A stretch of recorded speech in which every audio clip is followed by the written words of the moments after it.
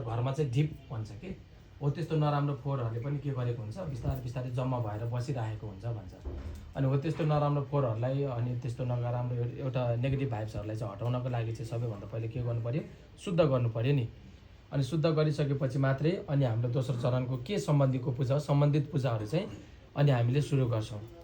अनि त्यसपछि चाहिँ अनि हामीले धोमाङ पढ्यौँ। धोमाङ भनेको चाहिँ अब भगवान् बुद्धले 29 वर्षको उमेरमा चाहिँ भिक्षु हुनुभएको है। सम्पूर्ण राजदरबार आफ्नो परिवारहरू भौतिक वस्तुहरू सम्पत्तिहरू सबै त्यागेर चाहिँ भिक्षु हुनुभयो नि।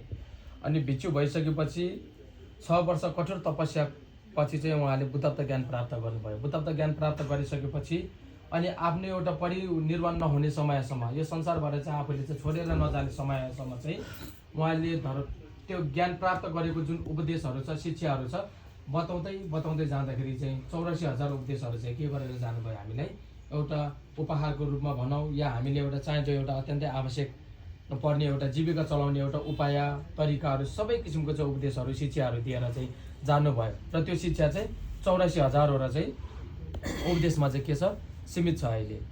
अनि 84,000को एउटा शास्त्र चाहिँ के भन्छौँ भन्दाखेरि हामीले चाहिँ त्यो सबै 84,000 उपदेश भएको शास्त्रलाई चाहिँ त्रिपिटक भन्छौँ नि। सूत्र पिटक, विनय पिटक र अभिधर्म